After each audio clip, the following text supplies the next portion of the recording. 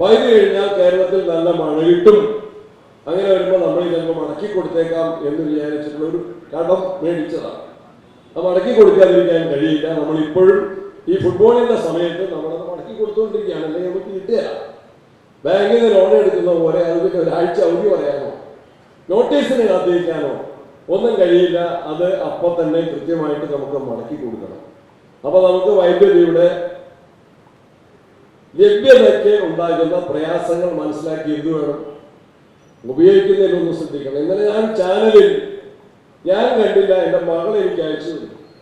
വൈദ്യുതി മന്ത്രി ആയതുകൊണ്ട് നമ്മുടെ കേരളത്തിലെ ഒരു മുനിസിപ്പാലിറ്റി ഓഫീസിൽ ചെന്ന് കഴിഞ്ഞപ്പോൾ, തിരുവനന്തപുരം കോർപ്പറേഷനിലല്ല, കൗൺസിലർ മേടിക്കണ്ട, ഒരു മുനിസിപ്പൽ ഓഫീസിൽ ചെന്ന് കഴിഞ്ഞപ്പം അവിടെ വൈസ് ചെയർമാന്റെ മുറിയിൽ AC വർക്ക് ചെയ്യുന്നുണ്ട്, ഫാനും ലൈറ്റും ഉണ്ട്. പക്ഷെ വൈസ് ചെയർമാൻ ഇല്ല.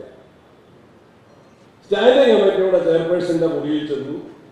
അവിടെയും AC വർക്ക് ചെയ്യുന്നുണ്ട്, ഫാൻ കറങ്ങുന്നുണ്ട്, ലൈറ്റ് ഇട്ടിട്ടുണ്ട്. പക്ഷെ അവിടെ സ്റ്റാൻഡിംഗ് കമ്മിറ്റിയുടെ ചെയർപേഴ്സൺ അവിടെ വന്നിട്ടേ ഇല്ല. ഒരുപാട് ദുരുപയോഗം വരികയാണ്. അവരല്ല കാശടയ്ക്കുന്നത്, മുനിസിപ്പാലിറ്റിയാണ്. മുനിസിപ്പാലിറ്റി കാശടയ്ക്കുമ്പോൾ ആ മുനിസിപ്പാലിറ്റിയിലെ നികുതിദായകരാണ് ആ പൈസ അടയ്ക്കുന്നത്. ഞാൻ MLA ഹോസ്റ്റലിൽ താമസിക്കും. ഞാൻ വീട്ടിലേക്ക് മാറി. ഞാൻ ഇന്ന് സെക്രട്ടേറിയറ്റിൽ എൻ്റെ ഓഫീസിൽ കയറിയിട്ടാണ് വിളിക്കുന്നത്.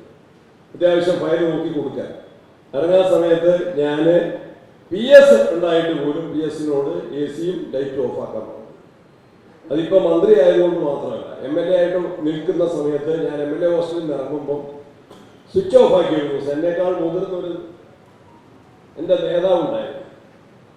അതേ പറഞ്ഞു, സണ്ണി എനിക്കെന്താ ചോദിച്ചു. പക്ഷെ അതല്ല, നമ്മൾ നേരിട്ട് കാശ് കൊടുക്കാത്തതാണെങ്കിലും കാശ് കൊടുക്കുന്നതാണെങ്കിലും ഉപയോഗത്തിലും അപകടരഹിതമായ ഉപയോഗം പോലെ തന്നെ അനാവശ്യമായ ഉപയോഗം തടയാനും നമ്മൾ ശ്രദ്ധിക്കണം. അതിനുകൂടി ബോധവൽക്കരണം ആവശ്യമാണ് എന്നുകൂടി ഞാൻ ചൂണ്ടിക്കാണിക്കാൻ ആഗ്രഹിക്കുന്നു.